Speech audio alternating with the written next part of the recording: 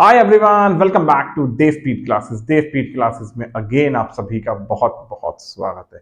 बच्चों, आज की इस वीडियो में मैं आपके सामने डिसोल्यूशन चैप्टर को लाया हूं, लेकिन डिसोल्यूशन चैप्टर को भी कैसे लाया हूं? वन शॉट में, राइट? तो आज की इस वीडियो में हम लोग समझेंगे डिसोल्यूशन चैप्टर के बारे में। मैंने डिसोल्यूशन चैप्टर के वन शॉट को 3 पार्ट्स के अंदर डिवाइड किया है। इसे 3 पार्ट्स के अंदर डिवाइड करने के पीछे जो मेरा रीजन है वो सिर्फ और सिर्फ ये है कि आप इसके एक एक पार्ट्स को प्रॉपर आइडेंटिफाई कर सकते हो, राइट? फर्स्ट पार्ट में मैंने इसका कंप्लीट इंट्रोडक्शन दिया है, जिसमें रियलाइजेशन अकाउंट कैसे मेंटेन होता है, पार्टनर्स कैपिटल अकाउंट कैसे मेंटेन होता है, कैश या बैंक अकाउंट कैसे मेंटेन होता है, रियलाइजेशन अकाउंट के अंदर कौन कौन सी ट्रांजेक्शन्स आती हैं, पार्टनर्स कैपिटल में भी कौन कौन सी ट्रांजेक्शन्स आती हैं, और इवन कैश अकाउंट में भी कौन कौन सी ट्रांजेक्शन्स आती हैं, राइट? देन इसी फर्स्ट पार्ट में हम उसके बाद समझेंगे जर्नल एंट्रीज, क्योंकि आपके एग्जाम में ज्यादातर जर्नल एंट्रीज पूछी जाती हैं डिसोल्यूशन चैप्टर में से, राइट? तो इसी पार्ट में ही मैं आपको समझाऊंगा कि इसमें डिसोल्यूशन चैप्टर के अंदर हम लोग जर्नल एंट्रीज को भी कैसे प्रिपेयर करते हैं, कैसे मेंटेन करते हैं। देन इसके बाद जो हमारा सेकंड पार्ट होगा, उस सेकंड पार्ट में मैं आपके सामने कुछ प्रैक्टिकल क्वेश्चन समझाऊंगा लेजर्स के साथ, और इसके थर्ड पार्ट में मैं आपके सामने कुछ जर्नल एंट्रीज कराऊंगा, राइट? अगर इस वन शॉट को मैं एक सिंगल वीडियो के अंदर ही कन्वर्ट करता हूं तो वीडियो काफी लेंथी हो जाएगी, मे बी 2 आवर्स या फिर मे बी 1.5 आवर्स, राइट? तो मैंने सिर्फ और सिर्फ आपके ही लिए, आपको ही प्रॉपर्ली सहूलियत देने के लिए मैंने इसे 3 पार्ट्स के अंदर डिवाइड किया है। तो आइए अब स्टार्ट करते हैं डिसोल्यूशन चैप्टर का कंप्लीट इंट्रोडक्शन, राइट? देखिए, डिसोल्यूशन का मतलब क्या होता है? डिसोल्यूशन का मतलब होता है कि पार्टनरशिप फर्म का बंद हो जाना। अब पार्टनरशिप फर्म बंद हो रही है, पार्टनरशिप फर्म वाइंड अप हो रही है, राइट? तो अगर पार्टनरशिप फर्म वाइंड अप होती है तो पार्टनरशिप फर्म के थ्रू लास्ट टू लास्ट, सबसे लास्ट में अकाउंटिंग की जाती है कि अब हमारी पार्टनरशिप फर्म बंद होने जा रही है, तो अब हमें अपनी पार्टनरशिप फर्म की अकाउंटिंग करनी होगी। हमारे पास जितने भी एसेट्स हैं, जितनी भी लायबिलिटीज हैं, जो भी हमारे पास क्लेम्स हैं, यानी कि एक पार्टनरशिप फर्म के पास जितने भी एसेट्स हैं उन्हें सेटल किया जाए, जितनी भी लायबिलिटीज हैं, जितने भी क्लेम्स हैं उन्हें पे किया जाए, राइट? तो यानी कि सभी लायबिलिटीज और सभी क्लेम्स को पे करने के लिए पार्टनरशिप फर्म सबसे पहले जितनी भी उसके पास एसेट्स होती हैं उन सभी एसेट्स को रिलीज कर देती है, बेच देती है, और उन्हें अपने पास से निकालने के बाद जो भी कैश आता है उस कैश में से अपनी सभी लायबिलिटीज को पे कर देती है और अपने सभी क्लेम्स को भी पे कर देती है, राइट? और उसके बाद जो भी कोई अमाउंट बचता है एज सरप्लस, उस अमाउंट को बांट लिया जाता है, राइट? तो इन्हीं सभी बातों की हम अकाउंटिंग कैसे कैसे करते हैं इस वीडियो में हम समझते हैं। हम सबसे पहले मेंटेन करते हैं रियलाइजेशन अकाउंट। रियलाइजेशन अकाउंट का क्या फॉर्मेट होता है, ध्यान से आप देखना। डिसोल्यूशन चैप्टर में सबसे मोस्ट अकाउंट ये 3 ही होते हैं: realisation account, partners capital account और कैश अकाउंट। रियलाइजेशन अकाउंट को प्रिपेयर करने का क्या तरीका होता है? आप लोगों ने बैलेंस शीट को ऑलरेडी देखा हुआ है। बैलेंस शीट की एसेट साइड में जितनी भी आपके पास में एसेट्स होती हैं उन सभी एसेट्स को आप रियलाइजेशन अकाउंट के डेबिट साइड में ट्रांसफर कर देना, लेकिन कैश या बैंक अकाउंट के ओपनिंग बैलेंस को कैश अकाउंट में ट्रांसफर करना। और अगर एसेट साइड में किसी पार्टनर के नाम से लोन लिखा हुआ है तो उस एसेट साइड में जो पार्टनर के नाम से लोन है उसे भी कैश या बैंक अकाउंट की डेबिट साइड में ही लिखना। उसके बाद जितनी भी एसेट्स आपके पास बचती हैं रियलाइजेशन अकाउंट की डेबिट साइड में ट्रांसफर कर देना, जैसे goodwill, building, machinery, furniture, investment, stock, debtor, computer और प्रीपेड एक्सपेंस या फिर एडवांस एक्सपेंस, राइट? और इनके जो भी अमाउंट होंगे इन सभी अमाउंट्स को इनर कॉलम के अंदर लिखना और इनर कॉलम के समेशन को आप बाहर लिख देना, राइट? सिमिलरली जितनी भी लायबिलिटीज होंगी पार्टनरशिप फर्म के पास उन सभी लायबिलिटीज को आप रियलाइजेशन अकाउंट के अंदर क्रेडिट साइड में ट्रांसफर कर देना, लेकिन पार्टनर लोन और बैंक ओवरड्राफ्ट, राइट? जो पार्टनर के नाम से लोन का अमाउंट होगा, जो लायबिलिटी साइड में मेंशन किया जाएगा, उस लोन के अमाउंट को कैश या बैंक अकाउंट की क्रेडिट साइड में ट्रांसफर करना और उसके साथ साथ बैंक ओवरड्राफ्ट के अमाउंट को भी कैश या बैंक अकाउंट की क्रेडिट साइड में ही ट्रांसफर करना, राइट? उसके बाद जितनी भी लायबिलिटीज होंगी, जैसे provision for doubtful debt, provision for depreciation, investment fluctuation fund, creditors, bills payable, outstanding expense, bank loan, partners relative loan, workman compensation reserve और एम्प्लॉइज प्रोविडेंट फंड, इन सभी लायबिलिटीज को आप रियलाइजेशन अकाउंट की क्रेडिट साइड में ही transfer करना। और हमेशा याद रखना कि अगर आपके सामने वर्कमैन कॉम्पनसेशन सिर्फ रिजर्व गिवन है, अगर आपके सामने वर्कमैन कॉम्पेंसेशन का सिर्फ रिजर्व गिवन है, उसका क्लेम का अमाउंट मेंशन नहीं है, तो उस केस में इस वर्कमैन कॉम्पेंसेशन रिजर्व के अमाउंट को पार्टनर्स कैपिटल अकाउंट के अंदर क्रेडिट साइड में ट्रांसफर कर देना। लेकिन अगर WCR के साथ क्लेम का अमाउंट भी गिवन है तो उस केस में WCR के अमाउंट को आप रियलाइजेशन अकाउंट की क्रेडिट साइड में ट्रांसफर करना है, राइट। उसके बाद ये जितनी भी एसेट्स होती हैं, ये सारी की सारी एसेट्स हमें बेचनी होती हैं कैश में। तो जब उन सभी एसेट्स को हम लोग कैश में सोल्ड कर देते हैं तो वो आता क्या है, एसेट्स रियलाइज्ड इन कैश के नाम से रियलाइजेशन अकाउंट की क्रेडिट साइड में उसे ट्रांसफर कर दिया जाता है। तो यानी ये जितनी भी एसेट्स होती हैं उन्हें रियलाइजेशन अकाउंट की क्रेडिट साइड में इस हेडिंग के नीचे मेंशन करना, एसेट्स रियलाइज्ड इन कैश जैसे goodwill, building, machinery, furniture, investment, stock, debtor और कंप्यूटर। ये जितनी भी एसेट्स हैं ये सारी की सारी एसेट्स सोल्ड जरूर होनी चाहिए। आपके सामने क्वेश्चंस के अंदर एडिशनल इंफॉर्मेशन में इन सभी एसेट्स के बारे में इंफॉर्मेशन जरूर होनी चाहिए। अगर किसी एक एसेट्स के बारे में इंफॉर्मेशन ना हो तो उस केस में, जैसे मशीनरी है, मशीनरी के बारे में कोई एडिशनल इंफॉर्मेशन नहीं है कि उस मशीनरी को किस रेट से बेचा गया है, तो जो मशीनरी की यहां बुक वैल्यू होगी उस मशीनरी को यहां बुक वैल्यू के रेट से ही सोल्ड कर दिया जाएगा। लेकिन अगर बात करूं गुडविल की, तो अगर गुडविल आपके पास में बैलेंस शीट के अंदर, अगर गुडविल बैलेंस शीट के अंदर अपीयर है लेकिन एडिशनल इंफॉर्मेशन में गुडविल के बारे में कोई भी इंफॉर्मेशन नहीं है कि उस पार्टनरशिप फर्म की रेपुटेशन को भी बेचा गया है, तो उस केस में अगर कोई एडिशनल इंफॉर्मेशन नहीं होगी तो यहां गुडविल के अमाउंट को ट्रांसफर मत करना। क्योंकि लॉजिकली बात है कि जब गुडविल को बेचा नहीं गया तो यहां गुडविल का अमाउंट एज इट इज नहीं आएगा। इस बात को जरूर याद रखना कि यहां गुडविल का अमाउंट जो भी है, अगर एडिशनल इंफॉर्मेशन में गुडविल के बारे में कोई इंफॉर्मेशन नहीं है तो यहां गुडविल का अमाउंट नहीं आएगा। लेकिन किसी भी एसेट्स के बारे में कोई भी इंफॉर्मेशन नहीं है तो उस केस में जो एसेट्स की बुक वैल्यू होगी उसी बुक वैल्यू के रेट से उसे बेच दिया जाएगा, राइट। दूसरी बात, अगर कोई लायबिलिटी हमारे पास है, हमारे पास जितने भी मान लो क्रेडिटर्स हैं, उन क्रेडिटर्स को हमने अपने किसी भी एसेट्स के साथ सेटल कर दिया। हमारे पास जो भी लेनदार है, हमने अपने लेनदारों को कोई पेमेंट पे की है, तो कोई पेमेंट पे करने का मतलब है कि हमें कोई लायबिलिटी पे करनी थी, उस लायबिलिटी को हमने एसेट्स के साथ सेटल कर दिया। हमारे कोई लेनदार 1 लाख रुपए के हैं, हमने 1 लाख के लेनदार को अपना कोई भी स्टॉक दे दिया। अब स्टॉक की वैल्यू जो भी हो, 2 लाख हो, 1.5 लाख हो, 50,000 हो, 80,000 हो, जितने की भी हो, हमने अपनी लायबिलिटी को अपनी एसेट्स के साथ सेटल कर दिया। तो उस केस में इस क्रेडिटर की वैल्यू को ना तो लायबिलिटी पेड इन कैश की हेडिंग में क्रिएट किया जाएगा और ना ही इस स्टॉक की वैल्यू को एसेट्स रियलाइज्ड इन कैश में मेंशन किया जाएगा। उसके पीछे रीजन क्या है कि जितनी भी एसेट्स होती हैं तो जो एसेट्स हमारे पास कैश में बेची जाती हैं उन सभी एसेट्स को ही इस हेडिंग के अंदर क्रिएट किया जाता है। अदरवाइज जो भी लायबिलिटीज होती हैं, जिन लायबिलिटीज को हम कैश में पे करते हैं, वही कैश पेड के लायबिलिटीज हम लायबिलिटी पेड इन कैश की हेडिंग में डेबिट साइड में मेंशन करते हैं। लेकिन यहां पे तो हमने कोई भी लायबिलिटी को कैश में पे नहीं करा, यहां पे तो हमने किसी भी एसेट्स को रिलीज नहीं किया कैश में, तो उस केस में ना तो कैश हमारे पास आया ना कैश हमारे पास से गया, तो यहां भी नहीं रिकॉर्ड किया जाएगा और यहां भी रिकॉर्ड नहीं किया जाएगा। लेकिन अगर हमने किसी भी एसेट्स को लेकिन अगर हमने किसी भी लायबिलिटीज को पे किया है, कुछ एसेट्स के साथ और कुछ हमने कोई भी अमाउंट कैश में पे कर दिया, तो यहां पे सिर्फ और सिर्फ वही अमाउंट रिकॉर्ड किया जाएगा जो हमने कैश में पे किया है। एग्जांपल के तौर पे समझाता हूं, हमें मान लो कोई भी बिल पे करना है 40,000 का, उस बिल की पेमेंट को हमने कैश में तो पे कर दिया 5,000 और उसके बाद हमने फर्नीचर दे दिया, यानी कि फर्नीचर को हमने अपने बिल के साथ सेटल कर लिया, राइट। तो उस केस में जो हमने 5,000 का बिल कैश में पे किया है तो यहाँ पे बिल्स पेबल के नाम से 5,000 आ जाएगा, क्योंकि इस बिल्स पेबल के केस में हमारी जेब से सिर्फ 5,000 का ही कैश गया है, राइट। अब ये जितनी भी लायबिलिटीज होंगी, इन सभी लायबिलिटीज को भी हमें सिमिलरली कैश में पे करना है। क्रेडिटर्स हमने पे कर दिए, बिल्स पेबल पे कर दिए,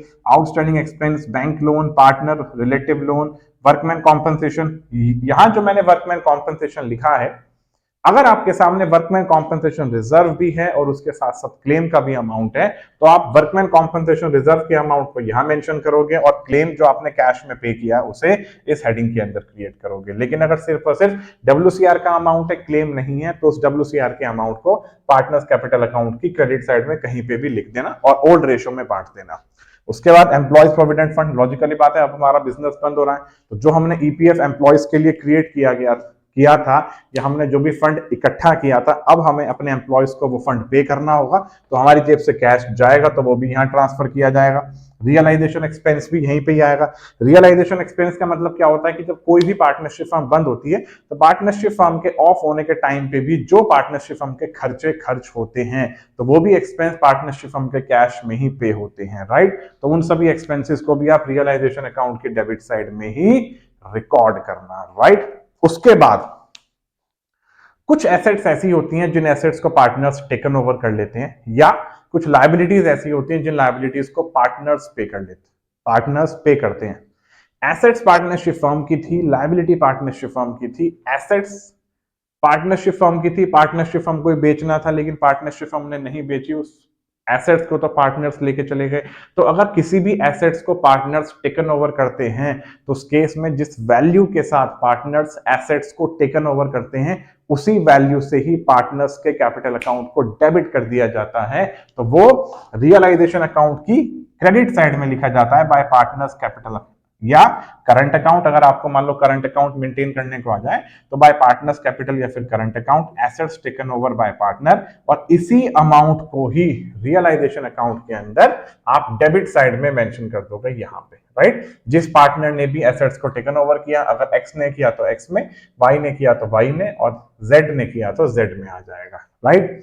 सिमिलरली अगर कोई लायबिलिटी पार्टनरशिप फर्म की है, पार्टनरशिप फर्म की लायबिलिटी को पार्टनर्स ने अगर पे कर दिया, तो वो लायबिलिटी पार्टनरशिप फर्म की थी लेकिन उस लायबिलिटी को पार्टनर पे कर रहा है, तो पार्टनरशिप फर्म की जिम्मेदारी बनती है कि उस अमाउंट को पार्टनर के कैपिटल अकाउंट में ट्रांसफर कराया जाए, राइट। वो अमाउंट रियलाइजेशन अकाउंट के डेबिट साइड में आ जाएगा टू पार्टनर्स कैपिटल अकाउंट या current account, liability paid by the partner, right. और यही सिमिलरली अमाउंट कहां पे आएगा, पार्टनर्स कैपिटल अकाउंट के अंदर बाय रियलाइजेशन के नाम से। अगर कोई एक्स ने पे किया है तो एक्स में, वाई ने पे किया है तो वाई ने, जेड ने पे किया है तो जेड ने। उसके बाद हम रियलाइजेशन अकाउंट को क्लोज करते हैं। रियलाइजेशन को क्लोज करने के बाद डेबिट साइड का कोई आंसर आता है तो वो रियलाइजेशन प्रॉफिट, क्रेडिट साइड का कोई आंसर आता है तो रियलाइजेशन लॉस। रियलाइजेशन प्रॉफिट को हम ओल्ड रेशियोज के अंदर बांट देते हैं, लॉस को भी ओल्ड रेशियो के अंदर बांट देते हैं। रियलाइजेशन प्रॉफिट को जिस ओल्ड रेशियो में बांटा, ये realisation profit partners capital account की क्रेडिट साइड में ट्रांसफर हो जाता है, राइट। जैसे ये हो गया। सिमिलरली लॉस का अमाउंट है, इस लॉस को भी हम ओल्ड रेशियो में ही बांटते हैं, तो लॉस को ओल्ड रेशियो में बांटने का मतलब क्या है कि वो पार्टनर्स कैपिटल अकाउंट की डेबिट साइड में ट्रांसफर हो गया, राइट। उसके बाद हम लोग मेंटेन करते हैं partners capital account. Partners capital account में पार्टनर्स के opening balance by balance BD के नाम से आ रहे हैं। कौन से balance, credit balance, right. By realisation account liability paid by the partner हो चुका है, बाय जर्नल रिजर्व और प्रॉफिट एंड लॉस। आपके सामने बैलेंस शीट के अंदर मेंशन होता है जर्नल रिजर्व और profit and loss, right. Liability side में जो भी प्रॉफिट एंड लॉस होगा वो पार्टनर्स कैपिटल अकाउंट में क्रेडिट, लायबिलिटी साइड में रिजर्व गिवन था उसे पार्टनर्स कैपिटल में credit, right. Similarly profit and loss asset side में भी मेंशन होता है, तो एसेट साइड वाले प्रॉफिट एंड लॉस को पार्टनर्स कैपिटल अकाउंट की डेबिट साइड में ट्रांसफर किया जाता है, और एसेट साइड में जो डेफर्ड रेवेन्यू एक्सपेंडिचर आपके सामने लिखा होगा या एडवर्टीजमेंट सस्पेंस लिखा होगा उसे भी पार्टनर्स कैपिटल अकाउंट के अंदर डेबिट साइड में ट्रांसफर कर देना। उसके बाद to realisation account assets taken over of by partner, ये भी कर चुके हैं, रियलाइजेशन लॉस भी कर चुके हैं। अब पार्टनर्स कैपिटल अकाउंट कंप्लीट करेंगे, क्लोज करेंगे। पार्टनर्स कैपिटल अकाउंट को क्लोज करने के बाद डेबिट साइड में अगर कोई भी आंसर आता है तो वो टू कैश या बैंक के नाम से आ जाएगा और बैलेंसिंग फिगर, और अगर क्रेडिट साइड में कोई अमाउंट आता है तो वो बाय कैश या बैंक के नाम से आ जाएगा बैलेंसिंग फिगर, ठीक। कैश या बैंक अकाउंट आपको इनमें से कोई एक अकाउंट बनाना होता है। मेन बात डिपेंड करती है कि आपसे क्वेश्चन में क्या बोला गया। अगर कैश अकाउंट बोला जाएगा तो कैश अकाउंट की हेडिंग, अगर बैंक अकाउंट बोला जाएगा तो बैंक अकाउंट की हेडिंग, राइट। आगे आ जाओ। कैश या बैंक अकाउंट अगर प्रिपेयर करोगे, तो अगर आपको कैश अकाउंट प्रिपेयर करना है तो यहाँ टू बैलेंस बीडी, कैश का opening balance cash in hand के नाम से जो बैलेंस गिवन होता है वो टू बैलेंस बीडी के नाम से आ जाएगा, और अगर कैश एट बैंक लिखा होगा तो वो यहां पे टू बैंक के नाम से आ जाएगा, राइट। और अगर आपको बैंक अकाउंट बनाना है, तो बैंक अकाउंट बनाना है तो उस केस में कैश एट बैंक वाले अमाउंट को टू बैलेंस बीडी के नाम से लिख देना, और कैश इन हैंड वाले अमाउंट को टू कैश के नाम से लिख देना, राइट। उसके बाद ये जो कैश के नाम से जो आपके बैलेंसेस आए हैं पार्टनर्स कैपिटल अकाउंट के, ये बैलेंसेस बैंक अकाउंट की क्रेडिट साइड में ट्रांसफर हो जाते हैं और पार्टनर्स कैपिटल अकाउंट की क्रेडिट साइड में जो बैलेंसेस आए हैं ये बैलेंसेस कैश या बैंक अकाउंट के डेबिट साइड में ट्रांसफर हो जाते हैं, राइट। तो लास्ट में आप जो भी कैश या बैंक अकाउंट प्रिपेयर करोगे, टू बैलेंस बीडी का अमाउंट यहां पे आ गया। उसके बाद जिन एसेट्स को आपने कैश में बेचा था उन सभी एसेट्स का समेशन, जो ये वाला समेशन आया है, वो टू रियलाइजेशन अकाउंट के नाम से कैश या बैंक में डेबिट हो गया। पार्टनर के लोन के बारे में मैं आपको ऑलरेडी समझा चुका हूं, राइट। पार्टनर्स कैपिटल अकाउंट के बारे में ये बैलेंस यहां पे ट्रांसफर हो जाते हैं, ये भी मैं आपको बता चुका हूं। कैश या बैंक अकाउंट की क्रेडिट साइड में बाय पार्टनर लोन के नाम से यहां पे आ जाएगा, ये भी बता चुका हूं। बैंक ओवरड्राफ्ट, सीधी सी बात है, बैंक से हमने कोई भी ओवरड्राफ्ट अमाउंट विड्रॉ किया हुआ था, अब बिजनेस बंद हो रहा है तो हमें अपने बैंक को वो पैसा वापस करना होगा, तो वो पैसा कहां से जाएगा?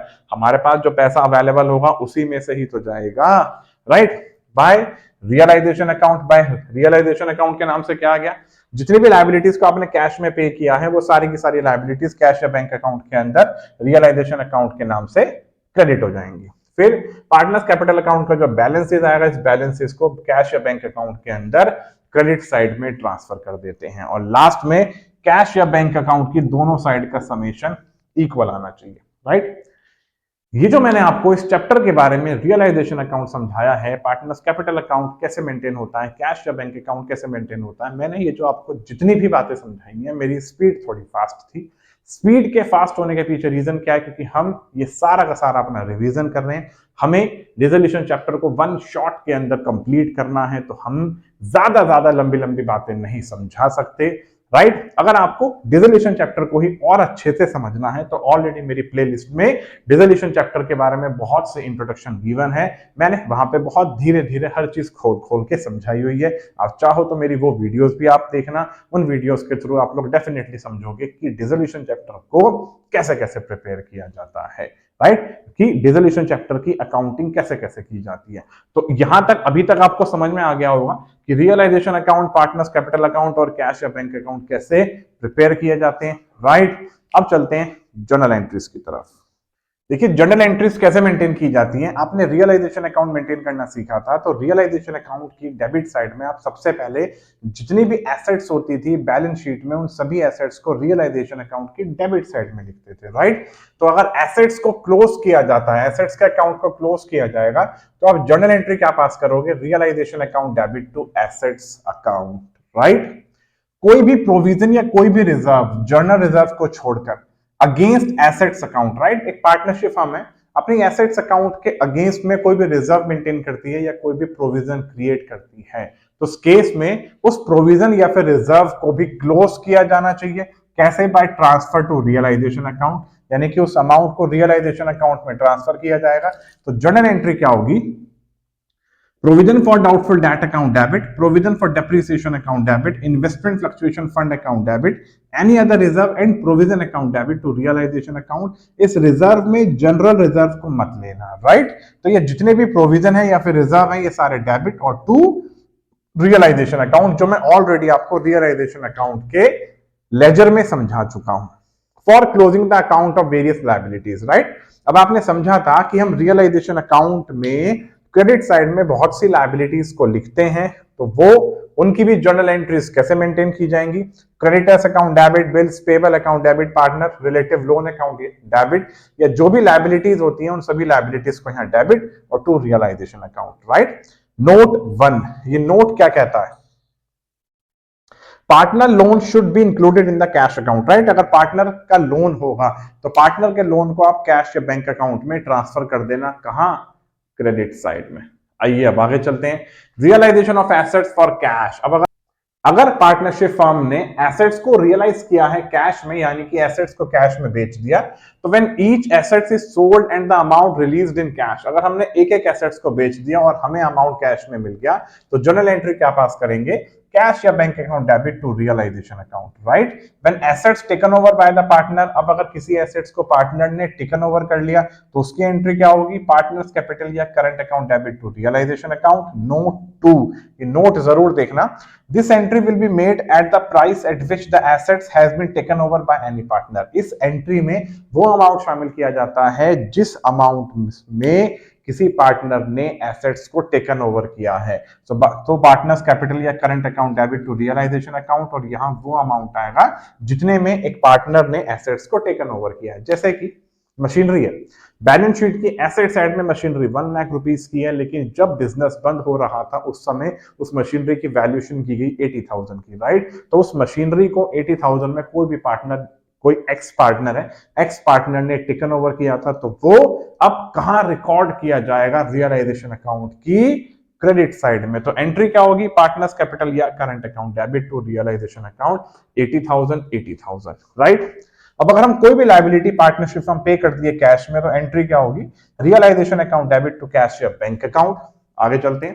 पार्टनरशिप हमने अपनी किसी भी लायबिलिटीज को सरेंडर को पे किया है एसेट्स को सरेंडर करने के थ्रू, राइट। कि पार्टनरशिप हमको अपनी कोई लायबिलिटी को पे करना था, उसने लायबिलिटी को कैश में पे नहीं करा, उसे उस लायबिलिटी को पे करने के लिए अपनी एसेट्स को ही सरेंडर कर दिया, यानी सैक्रिफाइस कर दिया। So no entry will require to be pass but if cash is not involve to pay liability, right. तो कोई भी एंट्री पास नहीं की जाएगी, कब? जब उस लायबिलिटी को पे करने के लिए आपने एसेट्स को तो सरेंडर कर दिया लेकिन अपना कैश को ही पे नहीं करा, राइट। तो उस केस में कोई एंट्री पास नहीं की जाएगी। लेकिन अगर कैश भी इन्वॉल्व होगा लायबिलिटी को पे करने के लिए, जिस लायबिलिटी को पे किया गया एसेट्स को सरेंडर करने के साथ, तो जो कैश पे किया गया है उस कैश के साथ एंट्री पास करेंगे realisation account debit to bank account, right.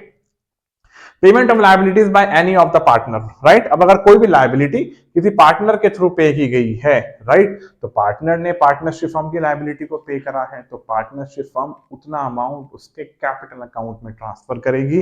तो एंट्री पास करेंगे realisation account debit to partners capital या करंट अकाउंट, राइट। अब चलते हैं कुछ और जनरल एंट्रीज की तरफ, जिन जनरल एंट्रीज को भी समझना और करना आपके लिए जरूरी है, राइट। चलते हैं अब रियलाइजेशन एक्सपेंस की जर्नल एंट्री की तरफ, राइट। ये मोस्ट इंपॉर्टेंट जर्नल एंट्री होती है, क्योंकि आपके एग्जाम में जो भी जर्नल एंट्रीज आएंगी उन जर्नल एंट्रीज में कम से कम 2 पॉइंट या 2 ट्रांजेक्शन रियलाइजेशन एक्सपेंस की जनरल एंट्री से रिलेटेड जरूर होंगे, राइट। तो आओ स्टार्ट करते हैं और समझते हैं रियलाइजेशन एक्सपेंस की जर्नल एंट्री को कैसे मेंटेन करते हैं। For expense on dissolution, right? When actual expense are incurred by during dissolution, right? जब कोई भी एक्चुअली में एक्सपेंस इनकर्ड होता है डिसोल्यूशन के टाइम पे, राइट। पार्टनरशिप फर्म का कोई एक्सपेंस इनकर्ड हुआ बिजनेस को बंद करते वक्त, तो पार्टनरशिप फर्म उस एक्सपेंस को अगर कैश में पे करती है या फिर कोई चेक से पे करती है, तो realisation account debit to bank account. अगर वही एक्सपेंस पे कर देता है कोई पार्टनर, या he is required to bear all expense of realisation, या उसे जरूरत थी रियलाइजेशन एक्सपेंसेस को बियर करने की, राइट। तो अगर वो खर्चा कोई पार्टनर पे कर देता है, तो एंट्री पास करते हैं realisation account debit to partners capital account, right. आगे चलते हैं। If actual expense incurred by the partner but paid by the firm, actual expense incurred by the partner, कोई मान लो रियलाइजेशन का एक्सपेंस था, वो रियलाइजेशन का एक्सपेंस पार्टनर का था लेकिन फर्म ने पे कर दिया। भाई खर्चा तो पार्टनर का था लेकिन फर्म पे कर रही है, तो फर्म अगर पे करेगी तो फर्म का डेफिनेटली कैश या बैंक क्रेडिट ही होगा, क्योंकि अगर फर्म कोई एक्सपेंस पे करती है तो फर्म के थ्रू एक्सपेंस पे करने से क्या होगा? फर्म अगर कोई अमाउंट कैश में पे कर दिया तो वो डेफिनेटली भैया कहाँ जाएगा? फर्म का कैश कम हो जाएगा। अगर कोई फर्म चेक से पे कर दिया तो फर्म का बैंक कम हो जाएगा। तो उतना ही पैसा फर्म अपने पार्टनर से रिसीव करेगी, तो पार्टनर्स का कैपिटल अकाउंट घटेगा तो debit. If realisation expense are paid by the firm on behalf of a partner, इसका भी मीनिंग यही है, चाहे ये लाइन लिख लो या ये लाइन लिख लो, बात एक ही है। तो इस केस में भी यही जर्नल एंट्री पास की जाएगी, partners capital account debit to cash या बैंक। तो यानी कि अगर रियलाइजेशन एक्सपेंस फर्म ने पे कर दिया पार्टनर के बिहाफ पे, मतलब पार्टनर को पे करना था लेकिन फर्म ने पे कर दिया, तो आप इसी एंट्री को पास करना। If the firm has agreed to pay a fixed amount towards realization expense irrespective of the actual expense, firm agree हो गई थी कि फर्म ने कोई भी फिक्स अमाउंट अपने पार्टनर को, राइट, पे कर दिया। ध्यान से सुनना इस एंट्री को, ये एंट्री ज्यादातर जरूर एग्जाम में आती है। अगर फर्म कोई भी फिक्स अमाउंट अपने पार्टनर को पे कर देता है रियलाइजेशन एक्सपेंस से जुड़ा हुआ, अब वो चाहे एक्सपेंस इररिस्पेक्टिव हो, यानी कि एक्चुअली में वो एक्सपेंस जो भी हुआ हो, फर्म ने अपने पार्टनर को 10,000 रुपीज पे कर दिए रियलाइजेशन एक्सपेंस के नाम के, और वो एक्चुअली में खर्चा 10,000 से कम का हो या ज्यादा का हो, डजंट मैटर, पार्टनरशिप फर्म ने तो 10,000 रुपीज अपने पार्टनर को पे कर दिए, तो realisation account debit to partners capital account, right. उसके बाद फॉर क्लोजिंग रियलाइजेशन अकाउंट, जब हम रियलाइजेशन अकाउंट को क्लोज करते हैं तो रियलाइजेशन अकाउंट को क्लोज करते वक्त अगर प्रॉफिट होता है तो प्रॉफिट पार्टनर्स कैपिटल में ट्रांसफर होता है क्रेडिट साइड में, तो realisation account debit to partners capital account. अगर लॉस होता है तो partners capital account debit to realisation account, right. अब चलते हैं गुडविल के ट्रीटमेंट पे। अगर गुडविल बैलेंस शीट में ऑलरेडी अपीयर है तो वो सीधी सीधी गुडविल कहां ट्रांसफर होती है, रियलाइजेशन अकाउंट की डेबिट साइड में, तो realisation account debit to goodwill account. If goodwill not appear in the balance sheet, but if some amount is realized on its sale, एक गुडविल का अमाउंट है जो बैलेंस शीट में appear नहीं है, राइट। लेकिन एडिशनल इंफॉर्मेशन में उस गुडविल का के बारे में डिस्कशन किया गया है कि उस गुडविल को बेच दिया गया, राइट। अब बेचने में कोई भी हमें कोई अमाउंट रिसीव हुआ तो उसकी एंट्री क्या पास करेंगे, bank account debit to realisation account, right. इसे बोला जाता है अनरिकॉर्डेड एसेट्स, राइट। अब वो गुडविल है, हमने उसे बैलेंस शीट में मेंशन ही नहीं करा था, लेकिन जब बिजनेस बंद हुआ उस समय पार्टनरशिप फर्म ने अपने बिजनेस की रेपुटेशन को सेल कर दिया, तो उस केस में एंट्री पास करेंगे bank account debit to realisation account. When goodwill of the firm is purchased by any of the partner, लेकिन अगर फर्म की गुडविल को कोई पार्टनर लेके चला जाए, सीधी सी बात है, फर्म की एसेट्स है, पार्टनर्स ने टेकन ओवर कर लिया, तो partners capital account debit to realisation account. भैया क्यों लेके जा रहा है, अगर लेके जाएगा तो जितने की लेके जा रहा है उतने हमें पैसे दे। तो पैसे देने का मतलब क्या होता है, उतने ही अमाउंट से पार्टनर का कैपिटल अकाउंट घटा दिया जाता है, तो एंट्री पास करते हैं partners capital account debit to realisation account, right. अब रियलाइजेशन एक्सपेंस से रिलेटेड मेरे दिमाग में, मेरे माइंड में अभी अभी एक जर्नल एंट्री आई है। वो जर्नल एंट्री क्या है कि रियलाइजेशन एक्सपेंस पे करने थे किसी एक पार्टनर को, गलती से पे कर दिए किसी दूसरे पार्टनर ने, राइट। रियलाइजेशन एक्सपेंस मान लो पे करने थे एक्स को और वो पे कर दिए वाई ने। अब एक्स को पे करने थे लेकिन वाई पे कर रहा है, तो वाई अगर पे कर रहा है तो वाई को उतना पैसा दिया जाएगा। कौन देगा, एक्स। तो एक्स की कैपिटल अकाउंट को डेबिट किया जाएगा और वाई की कैपिटल अकाउंट को क्रेडिट किया जाएगा, राइट। इस एंट्री को जरूर जरूर लर्न कर लेना, जरूर समझ लेना, ये एंट्री आपके एग्जाम में जरूर आती है। एक्स के कैपिटल अकाउंट के पीछे डेबिट होने का रीजन क्या है, वो पैसा, वो खर्चा एक्स को पे करना था लेकिन एक्स ने पे नहीं करा, वाई ने पे किया है, तो उतना ही पैसा एक्स के कैपिटल अकाउंट से निकाला जाएगा और वाई को दिया जाएगा। तो वाई का कैपिटल अकाउंट क्रेडिट और एक्स का कैपिटल अकाउंट डेबिट, राइट। तो इस वीडियो के थ्रू आपको डेफिनेटली डिसोल्यूशन चैप्टर का कंप्लीट इंट्रोडक्शन जरूर समझ में आया होगा। ये डिसोल्यूशन चैप्टर के वन शॉट का फर्स्ट पार्ट है। फर्स्ट पार्ट में मैंने आपको समझाया है कि हम डिसोल्यूशन चैप्टर की अकाउंटिंग कैसे करते हैं, realisation account, partners capital account और बैंक अकाउंट कैसे मेंटेन किया जाता है विद जर्नल एंट्रीज, राइट। ये मैंने जो भी आपको बातें बताई हैं बच्चों, इन्हें अपने नोटबुक में जरूर मेंशन करना, जरूर नोट डाउन कर लेना, इन सभी बातों को प्रॉपर्ली अपने माइंड में सेव कर लेना। जब तक ये बातें आपके माइंड में सेव नहीं होंगी, कोई भी बच्चा प्रैक्टिकल क्वेश्चंस को छू तक नहीं सकता, टच तक नहीं कर सकता, राइट। लॉजिकली बात है, हर एक बच्चे का पेन तभी चलता है जब उसके माइंड में प्रॉपर इंफॉर्मेशन होती है। अगर माइंड में ही प्रॉपर इंफॉर्मेशन नहीं होगी तो पेन किसी भी कीमत पे नहीं चल सकता। दूसरी बात, वन शॉट सिर्फ और सिर्फ बनाए जाते हैं सिर्फ इसीलिए कि ताकि आप शॉर्ट टाइम पीरियड के अंदर अंदर पूरा का पूरा चैप्टर अपना कंप्लीट कर सको, राइट। लेकिन वन शॉट समझने के बाद भी आपको पेन चलाना बहुत ज्यादा जरूरी है, जो कि मैं आपका पेन चलवाऊंगा।